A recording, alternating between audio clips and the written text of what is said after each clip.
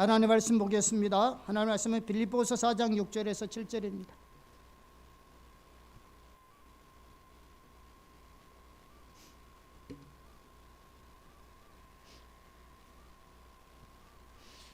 같이 합독하겠습니다. 아무것도 염려하지 말고 다만 모든 일에 기도와 간구로 너희 구할 것을 감사함으로 하나님께 아뢰라. 그리하면 모든 지각에 뛰어난 하나님의 평강이 그리스도 예수 안에서 너희의 마음과 생각을 지키시리라. 아멘. 오늘은 기도의 4가지 요소에 대해서 살펴보겠습니다. 기도에는 4가지 요소가 있습니다. 이것은 초대교회의 교부였던 오리겐에 의해서 주창되었던 기도의 ACTS 모델입니다. 오늘날 많은 성도들이 그렇게 기도하고 있고요. 또 이렇게 안 가르쳐 주더라도 제가 목회 30여 년 동안 하다가 보니까 대부분 이렇게 하나님의 성령의 인도를 따라 초신자라도 하나님의 성령의 인도를 따라 기도하는 사람들의 내용을 들어보면 대부분 이런 내용이 다 포함되어 있던 것들을 경험할 수 있습니다. 그래서 ACTS는 기도의 핵심적인 요소들을 나타내는 첫 글자입니다. 그래서 A, Adoration, 찬사. C, Confession, 대고백. T는 Thanksgiving, 감사. S는 Supplication, 간구. 그 약자에서 ACTS. 그래서 이 4글자를 합하면 뭐다? ACT, 이렇게 사도행전이 됩니다.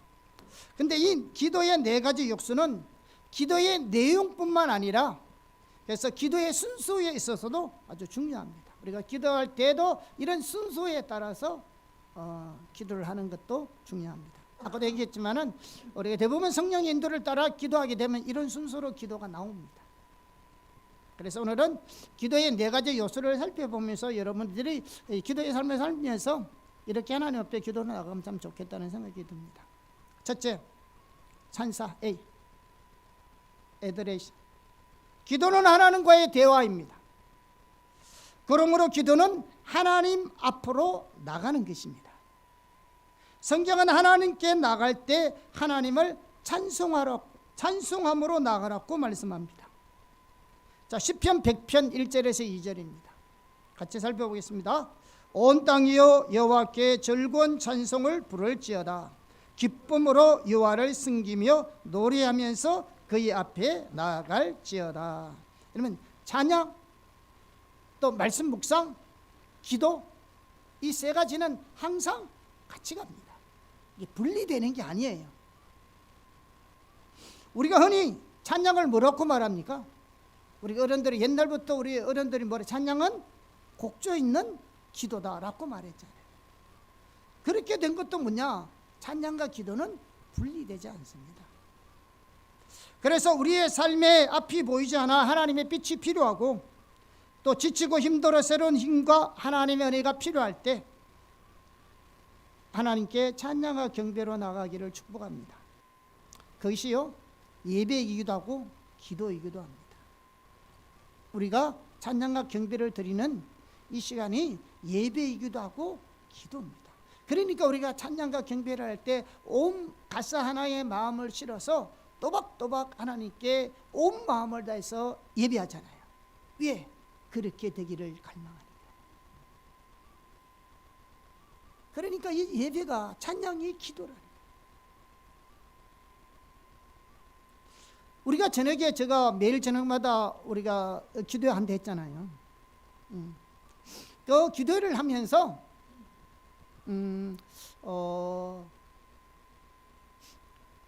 제가 양덕동으로 우리가 이사를 오면서 우리가 매일 저녁마다 기도회 하면서 1시간은 찬양과 경배하고 1시간은 우리가 기도를 하는데 제가 양덕동에 이전을 해서 좀 이 기도 형태를 약간 바꿔보려 했어요. 그런데 하나님이 제 마음에 강력하게 어떤 마음을 주셨나 하면 나는 찬양받기를 원한다. 그래서 바꾸지 않았어요. 지금도 2시간을 하면서 1시간은 찬양과 경배고 1시간은 기도하고 있습니다. 제가 바꾸려 했어요. 어떻게 바꾸려 했냐면 우리가 찬양 경배하면서 또 기도하면서 또 우리 찬양 경배하면서 기도 이런 식으로 하려 했거든요. 그런데 하나님이 나는 찬양 받기를 원한다. 여러분, 우리가 아침에 와서 우리가 찬양 경배를 20-30분 하는 게 우리는 그냥 하는 게 아니에요. 여기는 온갖 성경적 가치관이 안에 다 담겨. 그래서 우리가 보면 찬양팀들을 보면 목사님들한테 꼭 교육을 받잖아요. 왜 찬양을 하는지, 어떤 자세로 찬양을 하는지, 어떤 곡을 찬양을 해야 될 것인지 다 배우고 성화대 세우잖아요. 왜? 중요합니다. 그래서 하나님이, 그래서 우리가 저녁마다 우리가 기도하면서 찬양과 관련된 하나님의 주신 감동들이 많이 있어요. 그런 부분을 제가 몇 가지 한번 소개하도록 하겠습니다. 저녁에 우리가 어떤 한 성도분이 함께 우리가 기도하고 있을 때요, 이런 그림을 보여주신 적이 있습니다. 이게 캄캄한 깊은 터널을 이렇게 통과하고 있는데 아무것도 안 보이는 거예요. 그런데 저 앞에 빛이 보이는 겁니다. 그래서 우리가 그 빛을 보면서 이렇게 통과해야 되는데요. 그런데 그 기도하시는 분이 이제 그런 상황에 놓여 있으니까 하나님 앞에서 빛을 계속 보려면 어떻게 해야 하나요? 라고 했던지, 아니면 제가 그때 잘 기억이 안 나는데 둘 중에 하나예요. 아니면 빛이 보이지 않으면 어떻게 해야 하나요? 이게 물어봤는데요. 그때 하나님이 어떤 마음을 주셨냐 그러면, 우리가 빛이 보이지 않을 때 어떻게 해야 되느냐? 빛을 보고 따라가야 되는데 칠흑같이 어두운 가운데 이 빛이 사라져버리면 어떻게 하느냐? 그때 하나님이 마음에 주시는 감동이 찬양이야. 또 한 번은 어떤 성중에 하나님께서 이런 그림을 보여주셨는데요. 그 암벽을 등반하는데요. 암벽을 등반하려면 손잡이를 잡고 올라가야 되잖아요. 그죠? 이게 잡고 올라가는 건 이게 뭐냐? 이게 철저하게 하나님의 기준 가운데 서야 하는 것을 말씀해 주는 거죠. 이게 우리의 걸어가는 길이니까. 정말로 하나님은 교회가, 우리의 신앙이 철저하게 하나님의 다림줄에 맞는, 하나님의 기준에 맞는 교회로 세워지기를 원합니다. 그걸 잡고 올라가는 거죠. 그런데 올라가면 힘이 들잖아요. 그죠? 그래서 힘이 드니까 손을 놓치려고 하는데 천사가 와서 이렇게 잡아주더라는 거죠. 그래서 물었대요. 어떻게 우리가 하나님의 말씀을 따라서 살아가다 보면 진짜 힘들잖아요. 힘들 때 어떻게 하면 새 힘을 얻을 수 있습니까? 라고 물었대요. 그때도 대답이 뭐냐? 찬양이다. 또 어떤 때 우리가 기도할 때 주신 감동 중에 하나는 뭐냐? 우리가 찬양과 경배를 드리고 있을 때 하늘 문이 열리는 것이 보기도 하고요. 그리고 천사들이 미끄럼을 타고 내려오는데 각 지체들에게 편지를 주는, 유업을 주는 모습을 이렇게 보여주는 모습도 본 적이 있습니다. 찬양과 경배할 때 하나님이 각자에게 주시는 유업들을 주시기도 하시고, 또 찬양과 경배를 드릴 때 하늘 문이 열리는데요, 하늘에서 기름이 떨어지는데 우리 지체들이 각자가 항아리를 준비해서 받아야 한다는 것이죠. 그러니까 각자의 그릇이 다 다른 거죠. 준비된 만큼 받는 거죠. 제가 이것을 준비하면서요, 예배가 얼마나 중요하냐면, 우리는 어떤 일이 일어나는 것을 얻기 위해서 예배하지는 않습니다. 예배 자체가, 찬양과 경배 자체가 하나님께 드리는 예배이기 때문에 그것으로 인하여 주어지는 것이 하나도 없다 할지라도 우리는 예배해야 되거든요. 그런데 한 번은 포도목교회 여주문 목사님 사모님의 가정인데요, 그 가정의 지체 중에 한 가정이요, 완전히 무너졌어요. 경제적으로도 무너지고, 경제적으로 무너지다 보니까 온 가정이 무너졌어요. 그래서 사모님이 그 가정에 매일 가서 찬양과 경배를 드렸어요. 예배를 드렸어요. 제가 말하는 예배는 찬양과 경배입니다. 그런데요, 제가 잘 기억이 안 나는데 3개월인가 6개월 정도 지났을 때 가정이 회복되기 시작하고요, 물질이 회복되기 시작하고요, 1년 만에 완전히 모든 것이 회복됐어요. 여러분, 물질의 문제가 생기면 가정이 어떤 일이냐? 가정이 흔들립니다. 부부가 이혼하려고 하죠. 우리가 이런 회복을 위해서 예배는 하지 않습니다. 그러나 우리가 전심으로 하나님께 예배하면 하나님의 은혜가 임합니다. 빌 존슨 목사님은 이 시대에 보기 드문 탁월한 성령 사역자 중에 한 분이십니다. 많은 사람들이 성령 사역자들은 다 복음주의자들 가운데 호불호가 있습니다. 그러나 빌 존슨 목사님은 캘리포니아 베델교회를 섬기고 있는데요, 소중한 분이십니다. 그분의 젊은 시절에 성령의 사람 리즈 하월저의 중보 기도의 책을 읽고 영향을 받으신 분입니다. 오늘날도 우리가 리즈 하월저의 중보 기도는요, 유명한 책이고 우리는 다 읽어보잖아요.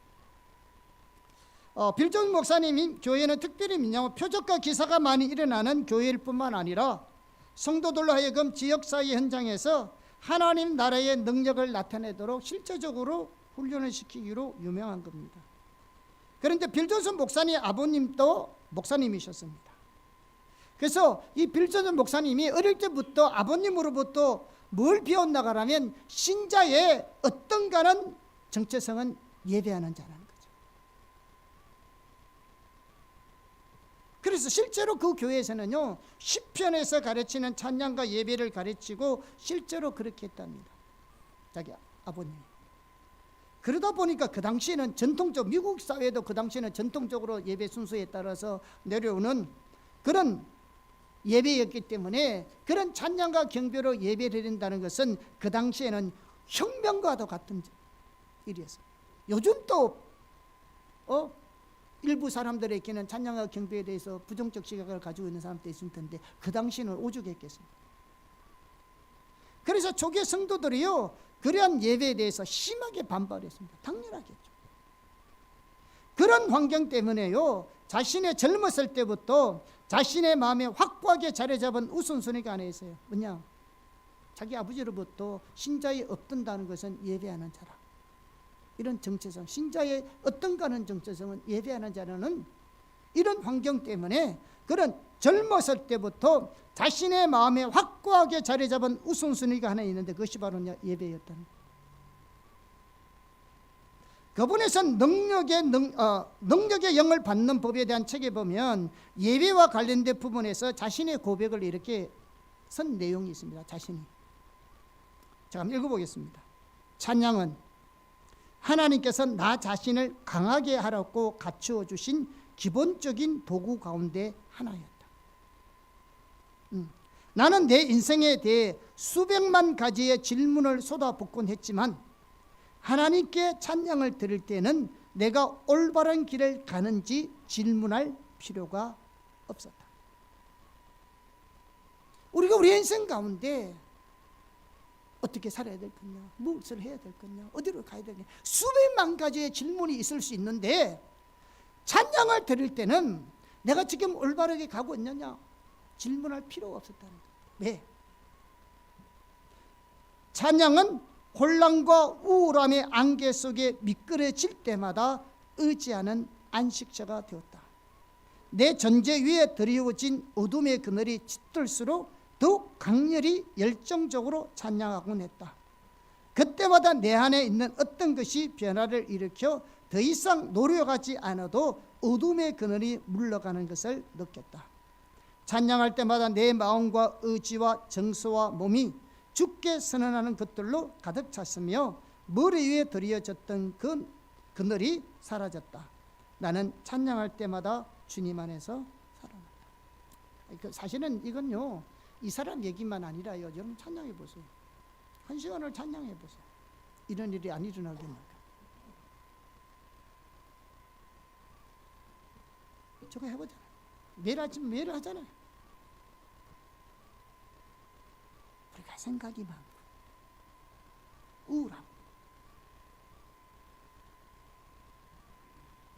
혼란스러울 때 생각을 하지 말고 우리의 온 마음을 하나님께 집중하여서 그분께 예배해 보세요. 하나님 함께 안 해보셨잖아요. 여러분 와 비판하는 줄 아세요? 지난번에 얘기했잖아요. 많은 사람들이 왜 성령의 역사를 부인하는지 경험이 없는 거죠. 본인들의 경험을 안 해봐서 그래요. 해보라니까요. 그러면서 이렇게 말합니다. 주변의 문제와 필요에 집중했던 시간을 지금 이 순간부터 주님께 돌려, 우리에게 하는 말이죠. 매일 과하다고 생각될 만큼 오랜 시간 기쁨의 찬양을 드려라. 뭐라고요? 지금 이 순간부터 내 주변의 문제와 필요에 집중했던 시간을, 우리의 고민을, 우리의 외로움을, 여기에만 집중했던 시간을 지금 이 순간부터 주님께로 돌려서 매일 과하다고 할 정도로, 과가 뭐야? 지나치다 할 정도로 뭐 한다는 거예요? 오랜 시간 기쁨의 찬양을 드리라. 분명히 약속하겠다. 그렇게 며칠만 하면 주님이 놀라운 축복을 주실 뿐 아니라 주님 자신이 가장 놀라운 축복이 되신다는 것을 발견할 것이다. 아멘. 주님만 보이는 거죠. 주님이 최고란 거죠. 그 주님만을 사랑하게 되고요. 해보시라는 거예요. 예배의 자리에 있기를 축복합니다. 기도는 예배로 가는 겁니다. 예배로 나가는 겁니다. 지난번에 오청원 목사님이 오셔가지고 예배 중에서 예배하고 설교로 올라오셨을 때 하나님이 어떤 감동을 주셨냐 그러면 이 예배가 하늘로부터 내려왔다라는 감동을 받고 엄청나게 충격을 받아서 오늘 설교 못하게 하셨잖아요. 우리 여기서 다 들었잖아요. 왜 그렇게 충격을 받았냐? 일반적으로 예배는 우리가 하나님께 드리는 것이라고 생각했지 이 예배가 하나님으로부터 왔다고는 인식도 못하고 있잖아요. 그분이 그거에서 충격을 받아요. 자기는 그동안 수십 년 동안 목회하면서 예배는 하나님께 드리는 것이지 예배가 하나님부터 내려왔다는 것을 몰랐는데 이것이 하나님부터 내려온 예배라. 이 예배가 하나님부터 내려왔다는 거죠. 여러분 이 말이 이해갑니까? 모르시죠? 여러분 찬양과 경배 들을 때 우리가 하고 싶은 찬양 안 드립니다. 하나님이 찬양 받기를 원하시는 찬양을 기도하면서 선곡해서 하나님께 올려드리는 거예요. 그러니까 그 찬양이 하나님부터 내려온 것이고 하나님께 받은 것을 하나님께 올려드리는 겁니다. 신앙은 내가 하고 싶은 일을 하는 것이 아니고 하나님의 행하심을 보고 우리가 온 삶으로 동참하는 것이 사역이고 내 생각대로 신앙한 것이 아니라 하나님의 관점을 따라서 내가 신앙생활을 하는 것이고 예배조차도 내가 뭔가 하고 싶은 형태대로 하는 것이 아니고 하나님이 하기를 원하시는 그 예배를 드리는 겁니다. 예배는 하나님께로 와서 하나님께로 올라가는 겁니다. 우리가 중심이 아니에요. 그래서 그분이 충격받은 거예요. 우리는 벌써 알고 있었는데 여러분 그냥 드린 줄 아세요? 제가요 예배 인도자들 잘 못하면요 가르쳐요. 참다 안 되면 순서 처음에는요 찬양 인도자들 저한테 다 콘티 검사 받아서요 순서 바꿔주고요 어떤 곡 하지 말아라고. 아무거나 우리는 하나님께만 초점된 찬양과 경배곡만 선정합니다. 하나님께만 성경적 메시지만 담긴 찬양.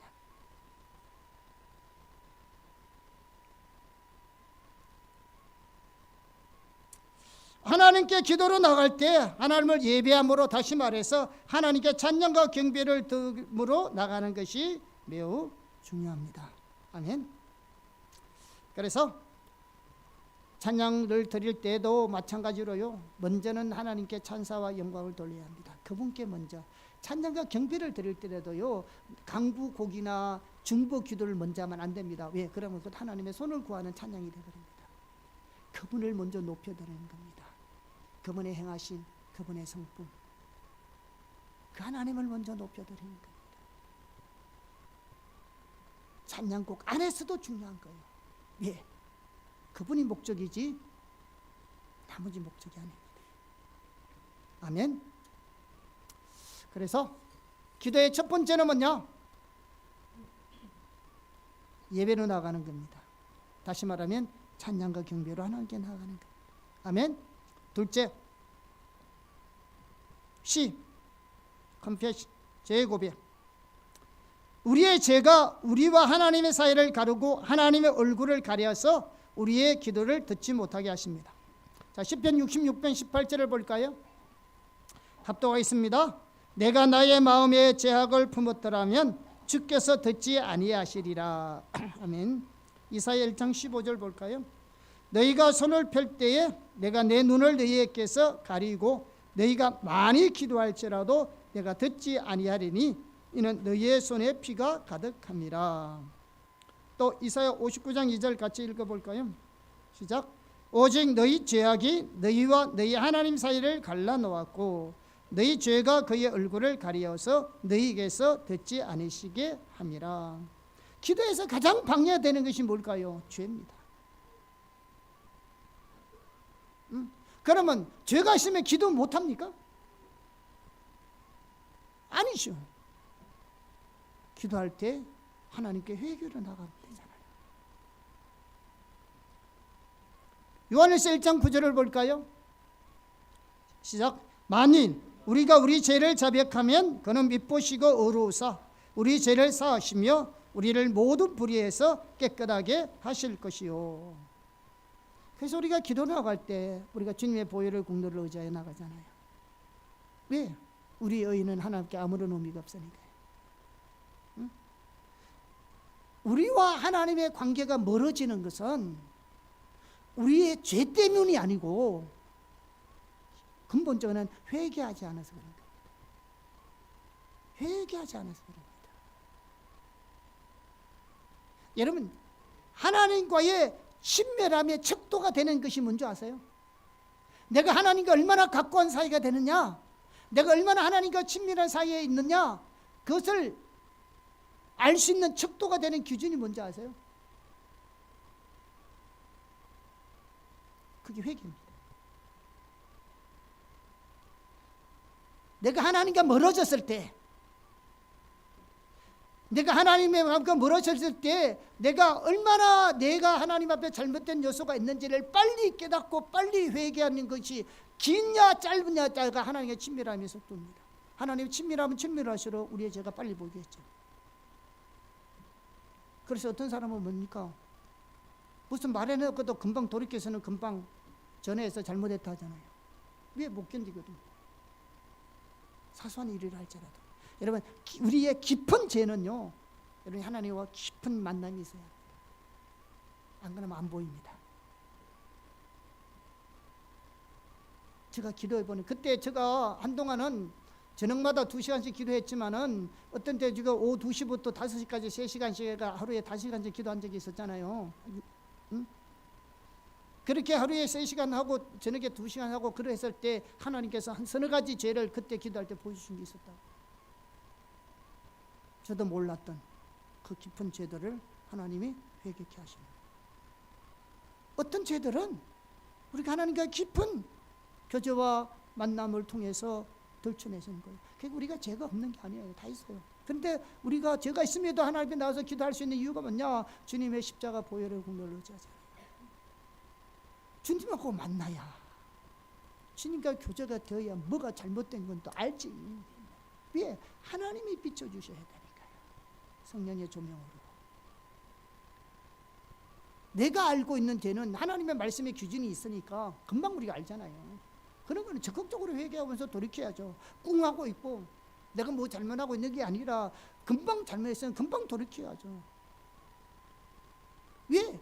빨리빨리 치워야죠. 문제에 쓰레기가 있는데, 여러분 저 쓰레기 있는데 이거 그러면 방 안에다가 가만 놔둬 있어요. 빨리 치우겠어요. 빨리 치우고 난 뒤에 앉아 있는 거 마찬가지입니다.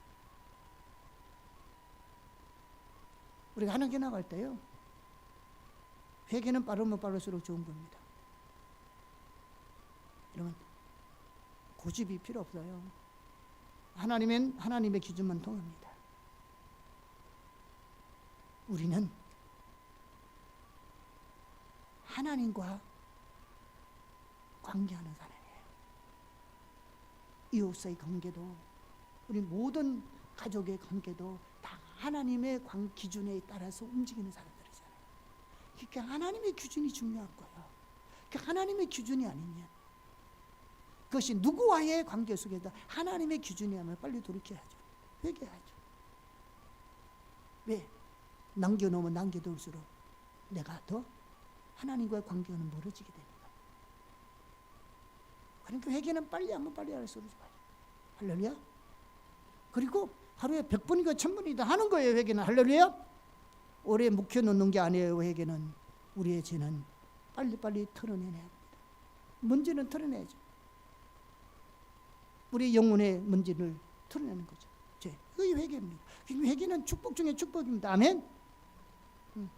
또한 회개는 원수 마귀의 거짓말에 동의했던 것들을 파괴하기 위한 유일한 방법이기도 합니다. 너무 중요한데요. 마귀가 우리를 무너뜨리는 세 가지 방법이 있습니다. 제일 먼저는 뭐냐? 우리를 유혹해서 죄짓게 만듭니다. 그런데 두 번째, 죄를 지었을 때 회개하지 못하게 합니다. 이게 사탄의 전략입니다. 그런데 세 번째 전략이 뭔지 아십니다? 그래도 회개해요.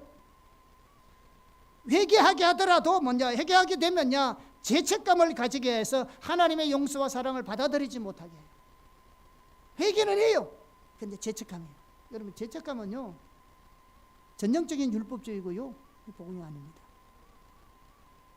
그런데 죄책감.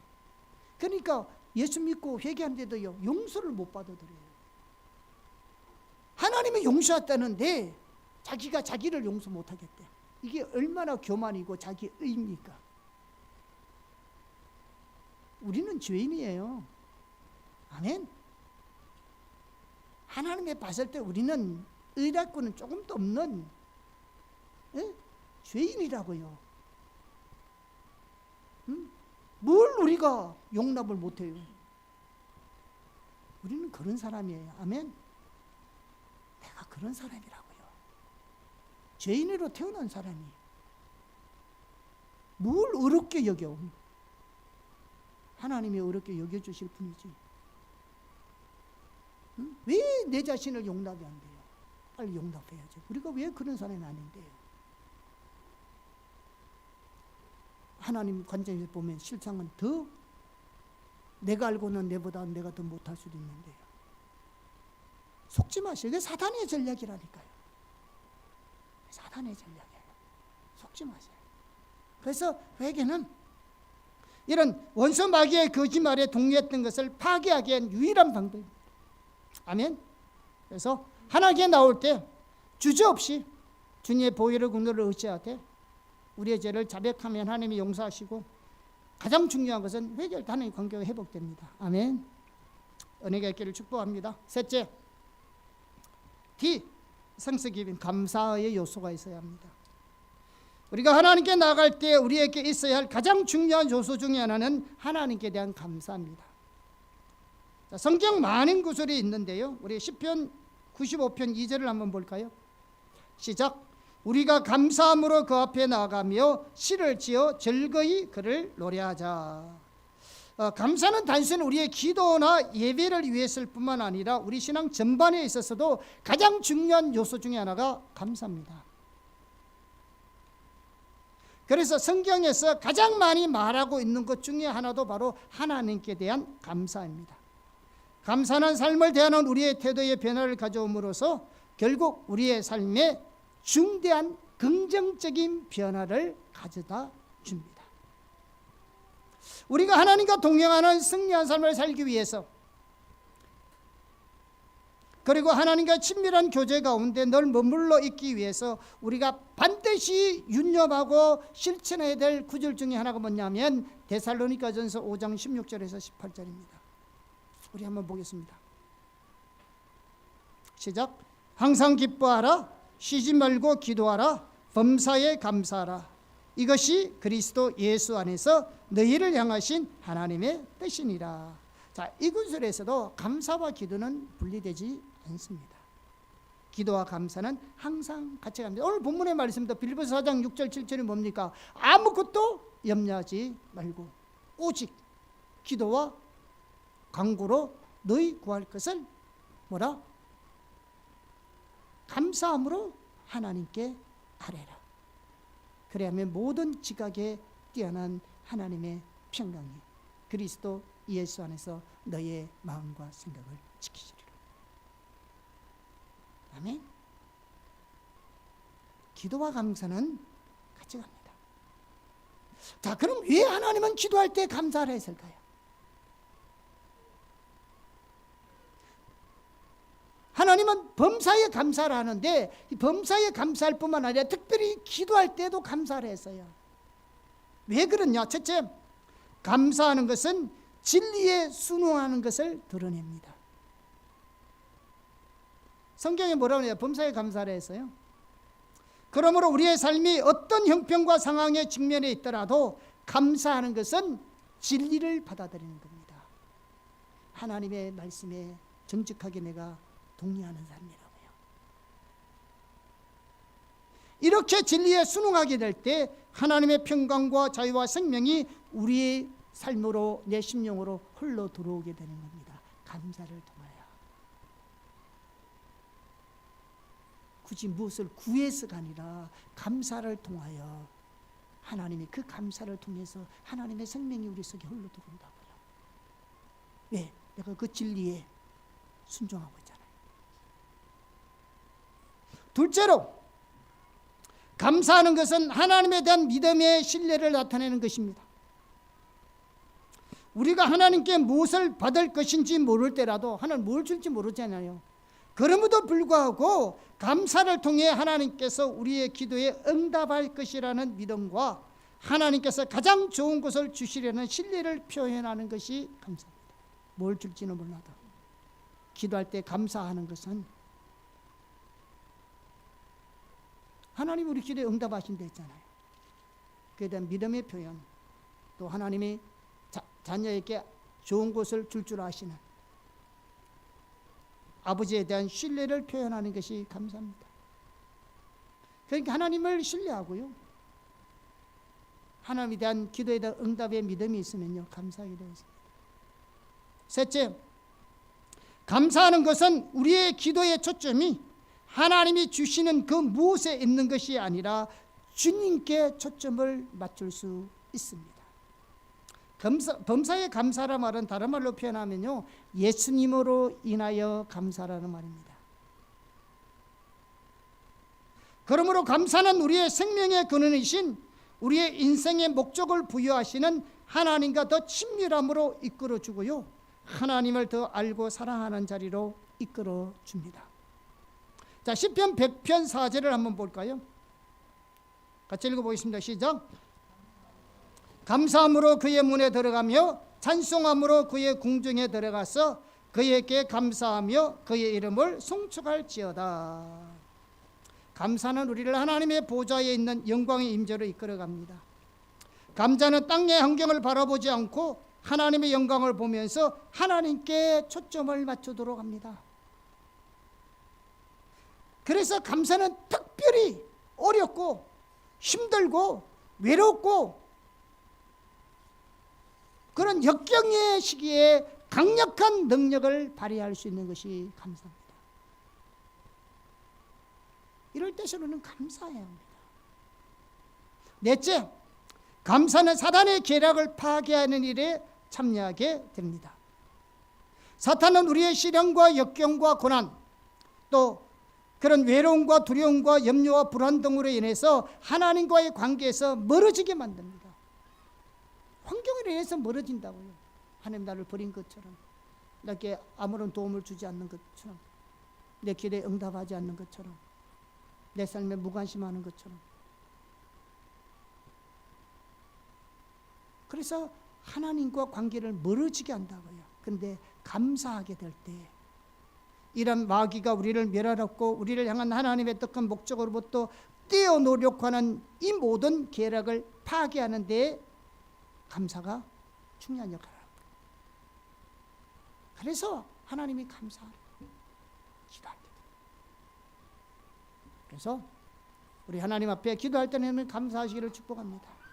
감사를 많이 하세요. 마지막 네 번째 S, supplication, 간구. 우리의 기도에는 간구의 요소가 있습니다. 그 간구의 요소는 구하는 내용에 따라서 다음과 같이 세 종류가 있어요. 첫째, 나를 위한 간구입니다. 우리의 기도에는 당연히 우리 자신의 필요와 목적과 문제 해결을 위해 간구하는 것이 포함되어 있습니다. 그래서 자신의 필요와 문제를 위해 간구하는 것이 죄도 아니고 윤리적으로 부적절한 것도 전혀 아닙니다. 예수님의 주기도문에서 뭐라고 말했습니까? 일용할 양식을 구하라 했잖아요. 성경에 나오는 수많은 하나님의 사람들도 자기들의 필요와 문제를 위해서 하나님께 간구했습니다. 자, 그럼에도 불구하고 기도는 우리의 필요와 목적과 문제 해결을 위해 그저 하나님께 줄기차게 구하는 것이 아닙니다. 자, 우리는 기도에 있어서도요, 올바른 관점이 참 필요한데요. 우선 잘못된 기도에 이해가 있습니다. 우리가 잘못된 기도에 대한 이해. 먼저 많은 성도들이 기도에 대한 율법주의적인 이해가 평대합니다. 그게 뭐냐면은 많은 성도들이 기도를 어떻게 생각하고 있냐 그러면 기도의 양을 통해서 우리가 원하는 것을 얻을 수 있다고 여깁니다. 그래서 자꾸 아직까지 기도의 양이 차지 않아서 그래. 기도의 양이 차지하지 자꾸. 그러니까 우리의 어떤 응답이 기도의 양이 차야 된다고 생각하는 겁니다. 이 표현이 정말로 잘못된 겁니다. 기도의 양이 차는 곳이 어디 있어요? 얼마나 차야 되는데요? 그럼 그 양을 찾는 것으로 봤잖아요. 기도 응답은 하나님의 때에 이루어지는 것이지 어떤 양을 채워서 받는 것이 아니에요. 양을 채우는 것은 우리의 공로예요. 이거 잘못된 관점입니다. 그래서 이런 기도의 양을 채워야 된다고 생각하는 사람들의 이해가 어떤 이해가 있냐면 그런 사람들은 하루에 몇 시간 이상을 기도해야 한다고 주장하기도 하고요.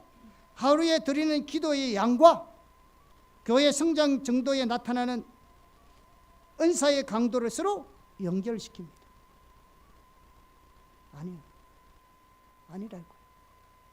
물론 하나님과 깊은 만남을 가지기 위해서는 어느 일정한 정도의 기도의 분량이 필요해요. 그런데 그 분량 때문에 그렇게 되는 건 아니에요. 한국의 많은 목사님들이 미국에 무슨 유명한 세미나가 있으면 많이 가거든요. 요즘 대형교회 목사님들이 가서 금방 배워와서 금방 하잖아요. 한국 교회는. 그래서 미국의 한 교회 열리는 세미나에 많은 사람이 참석했답니다. 한국의 유명한 목사님들이. 거기서 하나님께서 어른들뿐만 아니라 나이 어린 학생들을 통해서도 하나님께서 성령의 강력한 역사들이 나타난 것을 보았어요.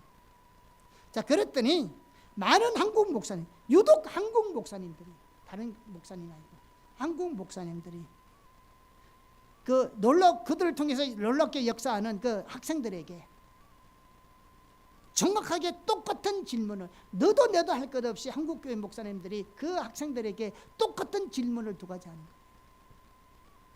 왜? 지금 하나님께서 그들을 통해서 놀라운 능력의 역사를 나타내니까 그러니까 궁금한 거죠. 똑같은 질문을 두 가지를. 하나가 먼저 하세요. 너 하루에 몇 시간 기도하니? 하나 뭐냐? 너 하루에 성경 몇 시간 읽니? 왜? 몇 시간 기도, 몇 시간 성경의 분량을 따라서 그들이 그 일을 이루었다고 생각해요. 모든 은사는 하나님의 선물인데. 그러니까 걔들이 이해를 못하는 거예요. 그러니까 이것이 심각하다고 생각하니까 저녁 집회 때 담임 목사님이 나오셔가지고 이 부분에 설명하는 걸 그런 걸 하지 말아요. 우리 한국 교회 목사님들의 사고는 어떤 능력이 나타나고 어떤 은사가 나타나고 어떤 하나님의 놀라운 역사가 나타나면 기도를 많이 했기 때문에 성경을 많이 읽었기 때문에 나타나죠. 그러면 자기 공로지. 모든 것은 하나님의 은혜로 주어지는 건데.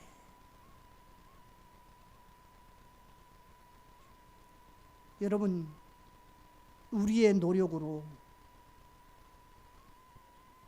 우리의 행위로, 그것이 기도의 분량이든 성경을 읽는 분량이든 우리의 노력으로, 우리의 행위로 하나님의 단 하나의 은혜도 얻을 수가 없음을 기억해야 합니다.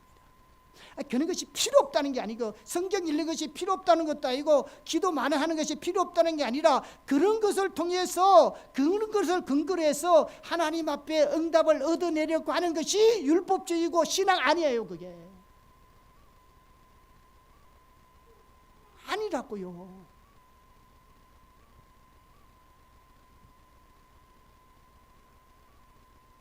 기도 응답은 하나님의 은혜로 주시는 겁니다.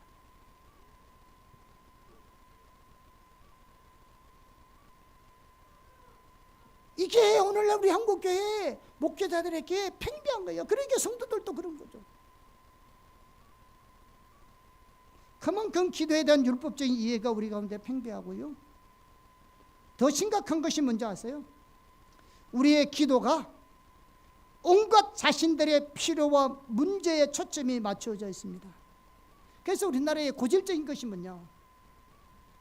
입시철이 되면 새벽 기도에 문전 승시가 일어나는 거잖아요. 아니 물론 우리도 바시험 칠 때 철하면서 애들 시간 맞춰가지고 같이 기도해요. 그런데 우리 목적 자체는 바시험에 있는 게 아니고 우리 하나님께 예배로 나갑니다. 1시간은 찬양과 경배를 하나님께 예배합니다. 만족해요. 왜? 우리가 뭐 때문에 예배하는지 하나님 아실 거 아니에요. 우리의 초점은 하나님께 있는 겁니다. 그래 그들이 하나님 은혜를 구하는 거죠. 왜? 하나님 은혜가 필요하잖아요. 용기도 필요하고 집중력도 필요하고 배운 것도 생각이 나야 돼요. 그 적절한 그 단어 하나에 또 소중하잖아요. 은혜를 구하는 거죠. 그러나 우리의 목적은 하나님께 있는 거예요. 그분의 뜻을 이루어달라고. 주님의 은혜가 그들 가운데 함께하다. 우리의 목적은 하나님께 있는 겁니다. 그러니까 현장에 있는 사람이 하나님 임재를 느끼죠. 그러니까 현장에서 제가요 늘 그런 연락을 받아요. 어떤 사람은요 그냥 그날 치고 난 뒤에 바로 저녁에 연락 오기도 하고, 새벽 일찍이면 자는데 철학 기도하고 자는데 전화 와요. 목사님 너무 감사해요. 그러니까 나는 하기 싫은데 지체들이 현장에서 그런 하나님의 은혜를 느낀다는데 목사가 기도 안 하고 있어요. 그런 말을 안 해줬으면 안 할 텐데. 근데 실제로 그들 가운데 하나님의 은혜가 임한다. 실제로 그들이 느껴진다. 근데 내가 시험을 쳐봤는데요, 실제로 그걸 알겠더라고요. 하나님의 은혜가 임한다는 것이 무슨 뜻인지 알겠더라고요. 달라요 진짜로. 그러나 우리의 목적은 문제 해결에 있는 것이 아니에요. 근데 대부분 우리가 그래요. 올바른 기도의 자세가 뭡니까? 그것은 하나님의 얼굴을 구하여 나가는 기도입니다. 아멘. 우리는 가장 먼저 하나님의 얼굴을 구해야 합니다. 다시 말해서 하나님 그분 자신을 간절히 구해야 합니다. 하나님을 더 알기를 구하는 것이 무엇보다도요 우리가 기도하고 간구하는 것이 되어야 합니다. 자, 예레미야 29장 12절에서 13절을 보겠습니다. 시작. 너희가 내게 부르짖으며 내게 와서 기도하면 내가 너희의 기도를 들을 것이요 너희가 온 마음으로 나를 구하면 나를 찾을 것이요 나를 만나리라. 아멘. 우리는 하나님께 기도로 나갈 때요 나의 문제와 의제를 내려놓고 그분 자신을 구하여 나아가는 겁니다. 그분을 더 알기를 구하며 그분의 의중에 있는 것들을 알아서 그 가운데 같이 있기를 위해서 나가는 겁니다. 그리고 하나님의 영광을 더 보기를 구하여 나가는 겁니다. 그래서 우리가 입시상을 위해서 우리가 바시험 치는 지체들 위해서 기도할 때도 찬양과 경배로 나가. 하나님 얼굴 구하는 데서 핵심이 뭐냐면 찬양과 경배로 하는 게 나가는 거예요. 하나님께 예배로 나가는 거예요. 그분을 구하여 나가는 거예요. 왜요? 그분이 필요한 것이지. 뭐가 필요하겠어요? 주님이 필요할 뿐이죠. 그들에게도 그 시간 주님이 필요한 겁니다. 그들의 바시험에 라이센스가 필요한 것이 아니라, 취업이 필요한 것이 아니라 그 순간에 주님이 필요한 겁니다. 우리는 그 주님을 구하는 겁니다.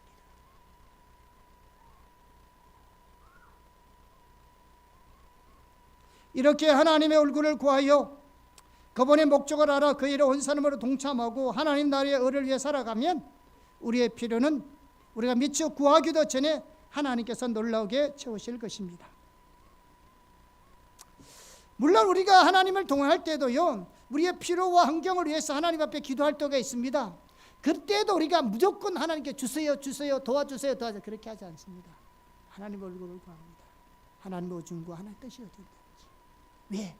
그걸 구해야 우리가 하나님께 멀어진 요소들이 뭐가 있는지를 깨닫고 회개하고 돌이키고 하나님 관계가 회복됨으로 다시 하나님을 찾게 될 때에 하나님의 우리 모든 삶에 하나님 생명이 회복될 겁니다. 이게 무조건 우리가 문제를 해결하고 은혜를 구하더라도 도와주세요 아니에요. 그 상황 속에서라도 우리는 하나님을 구하여 나오는 겁니다.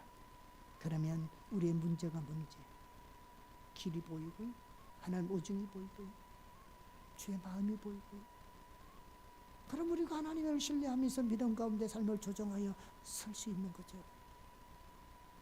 그러면 문제가 뭔지도 보이고 안 보이던 길도 보이게 되는 것입니다. 신앙생활은 그렇게 하는 겁니다. 왜 대부분 우리가 하나님이 말씀하시도 못 듣고 하나님께서 해결해 줘도 모르냐 하면은 내 문제에만 있기 때문에 그런 거예요. 문제에 갇혀 있어서 못 보는 거예요. 주님을 봐야 주님의 관점에서 내 문제가 보이게 된다. 문제 속에 갇혀서 하나님의 길을 못 보는 거죠.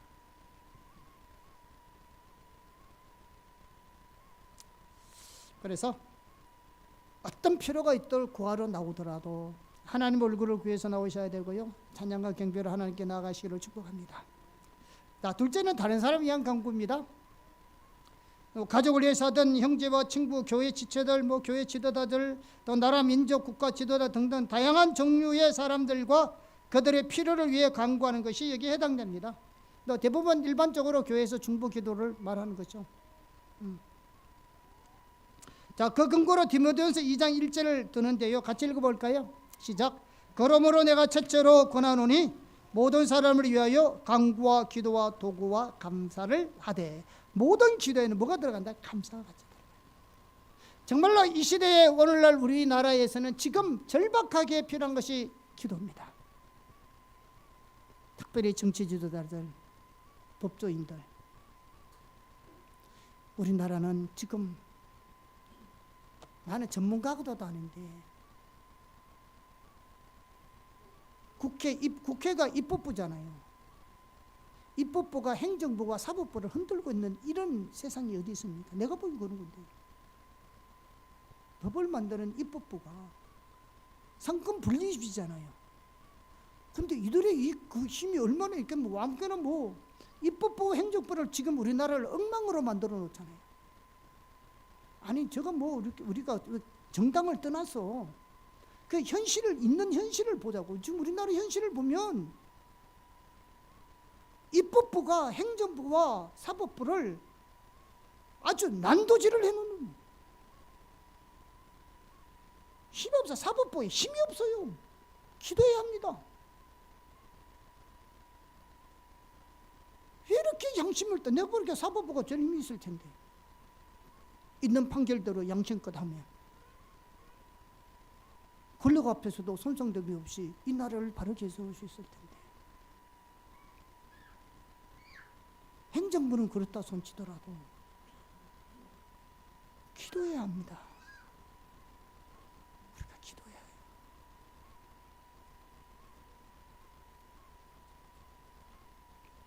셋째, 마지막으로 하나님의 뜻을 위한 간구입니다. 자, 간구에서 매우 중요한 한 가지 기도가 바로 하나님의 뜻을 위한 간구입니다.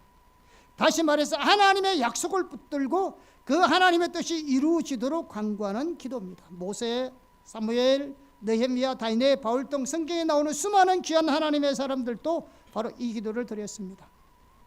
자, 한 가지 예를 들면요, 에스겔서 36장에 보면 하나님께서 이스라엘 백성들로 인해서 더러워진 하나님의 이름을 향한 하나님의 질투 때문에 그들을 회복시킬 것이라 말씀하십니다. 자, 항상 하나님의 회복과 부흥은요, 우리 때문에 일어나는 것이 아닙니다. 그래서 우리가 항상 소망이 있습니다.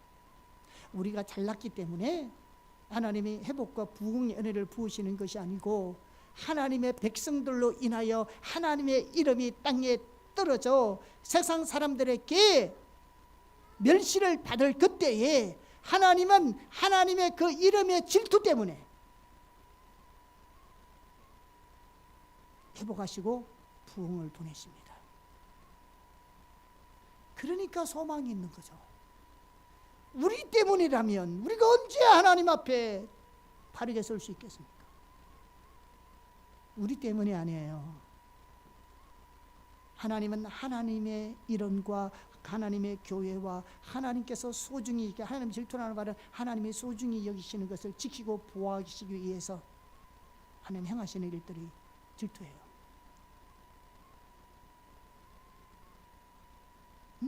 질투라고요. 그래서 하나님의 백성들로 인하여 땅에 떨어진 하나님의 이름을 회복시키기 위해서 그런 질투인데, 질투 때문에 그들을 회복시킬 것이라 말씀하시면서, 왜? 하나님의 백성을 회복시키나야 사람들, 세상 사람들이 하나님 백성들을 보고 교회를 보고 하나님께 다시 영광을 돌리지. 그죠? 그래서 그들에게 어떻게 회복시킬 것인지를 말씀하시고 난 뒤에 마지막으로 이렇게 말합니다. 자, 36절 같이 한번 볼까요? 시작. 나 여호와가 말하였으니 이루리라. 뭐한다? 그들을 회복시킬 것이라라. 37절. 주 여호와께서 이같이 말씀하셨느니라. 그래도 이스라엘 족속이 이같이 자기들에게 이루어 주시기를 내게 구하여야 할지라. 이는 보십시오. 하나님은 만군의 하나님이시고요, 신실하신 하나님이십니다. 여기 신실하다는 말은 하나님께서 약속하신 것은 반드시 이루시는 분이라는 뜻입니다.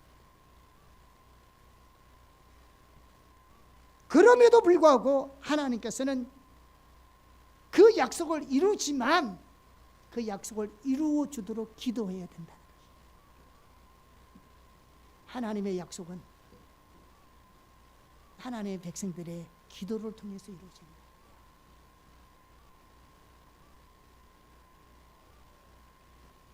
하나님의 사람들이 하나님의 뜻을 발견하고 그 뜻이 이루어지도록 기도할 때 하나님께서는 우리 눈에 불가능하게 보이는 일들까지도 하나님의 능력으로 이루십니다.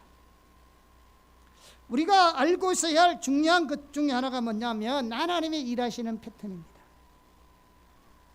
하나님이 일하시는 패턴을 잘 이해하면 이 점을 너무나 잘 알 수 있습니다. 하나님은 하나님 일을 행하시기 위해서 뭐냐?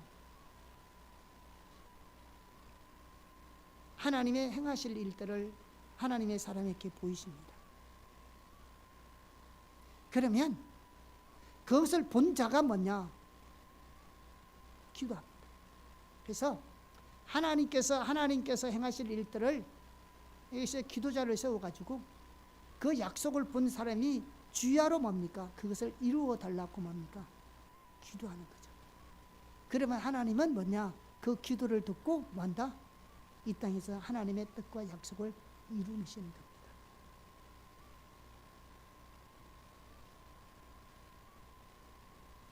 하나님은 항상 하나님의 때에 하나님의 일을 이루십니다. 아멘. 그래서 하나님의 때가 되면 하나님은 그것을 위해서 기도할 자를 세우십니다. 때가 되면, 그러면 그들이 하나님의 약속을 붙들고 하나님의 뜻을 이루어 주시도록 밤낮으로 하나님께 기도합니다. 그래서 기도하는 자가 중요합니다. 그러면 하나님께서 그들의 기도를 들으시고 하나님의 능력으로 하나님의 뜻을 이루십니다. 이게 하나님이 일하시는 거예요. 명심하시고, 하나님은 하나님의 때에 하나님의 일을 이루십니다. 그러니까 뭔가가 우리가 하나님 앞에서 어떤 감동을 주시고 기도하게 하셨다는 것은 뭘 말해주고 있느냐? 하나님의 때가 되었다는 겁니다. 하나님께서 어떤 일을 하시겠다는 때가 되었다는 겁니다. 왜? 그러니까 기도시키죠. 그러니까 하나님은 항상 어떤 때나 말하는 것이 아니에요. 시도 때도 없이 그냥 하나님 말씀해. 하나님이 행하실 때는 하나님께서 어떤 일을 행하실 때에 우리에게 말씀하시는 겁니다. 그러면 그것을 이루어 주실 때까지 기도하는 거죠. 그러니까 기다리는 것은요, 기도하는 겁니다. 하나님의 약속이 이루어진다는 것, 이루어질 때까지 기도하는 겁니다. 그렇게 기도하다 보면 하나님 한다고요? 그 기도를 들으시고 하나님 때 하나님의 능력으로 이루시는 겁니다.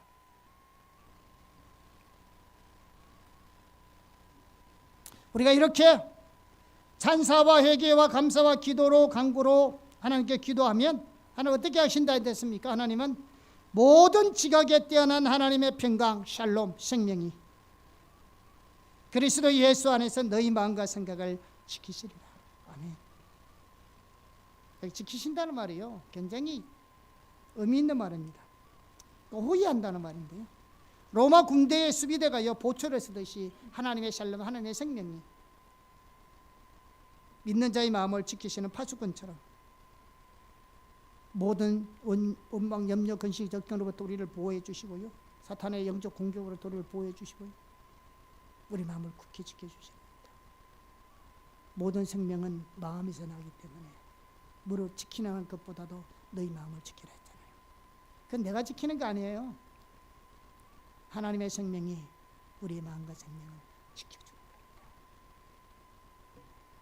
아멘. 여러분이 기도의 사람이 되십시오. 부흥의 역사를 보면 성경의 인물을 빼고도 2000년 기독교 역사에서 내놓을 만한 사람들을 빼고도 놀라운 하나님의 부흥의 역사를 놀라운 부흥의 역사의 시작을 가져왔던 사람들은 전부 다 기도의 사람이었습니다. 헤브라이저 부흥의 경우에도요, 시각장애인 두 자매 할머니들의 기도로 시작됐습니다. 그분의 나이가요 7, 80대였습니다. 부흥은 나이로 오는 것이 아니고 기도하는 자를 통해서 온다고요.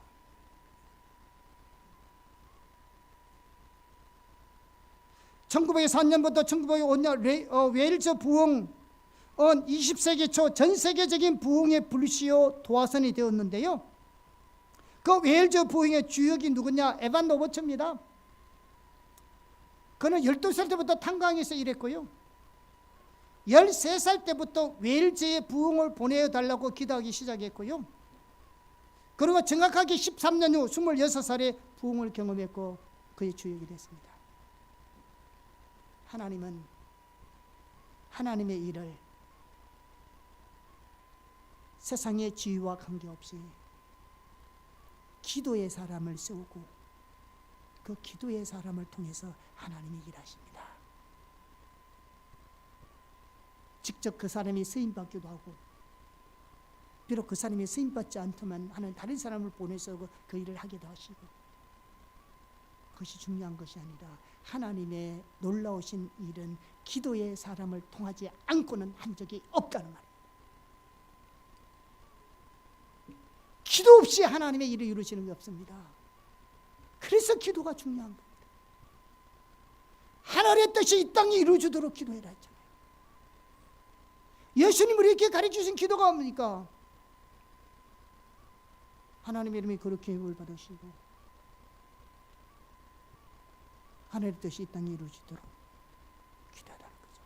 하나님의 뜻이 이 땅에 이루어지도록,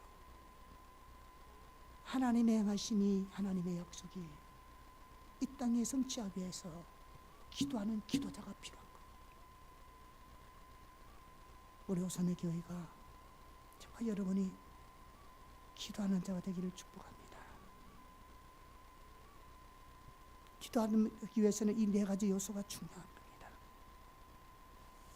그래서 기억해서 예배로 나가시고, 십자가 보혈을 공도하지 하고 회개로 나가시고, 감사로 나가시고, 나라에서 기도하더라도 하나님을 찾으시고, 중보하더라도 하나님을 찾으시고, 특별히 하나님의 약속이 보이면 이미 보이신 하나님의 약속들. 그래서 목사님이 하나님의 비전들을 위해서 끊임없이 우리가 매일 저녁마다 기도하는 이유는요, 하나님이 주신 약속을 이루어달라고, 하나님의 시작하신 하나님이 뒷받침해달라고, 그렇게 기도하는 겁니다. 기도는 새로운 것을 하는 게 아니고요, 하나님이 보이신 것을 이루어달라고 기도하는 겁니다. 그래야 하나님의 영광을 보지. 아멘. 올 한 해 하나님께 주신 약속이 있으면 그 약속을 줄기차게 붙들고 기도하시기를 축복합니다. 하나님이 이루실 겁니다. 올 한 해는 어느 때보다도 더 큰 하나님의 영광을 보는 한 해가 되기를 소망합니다. 그리고 그 하나님의 놀라신 은혜의 역사들이 우리 모든 지체들의 가정 속에 어느 때보다도 더 넘치기를 예수 이름으로 축복합니다. 아멘.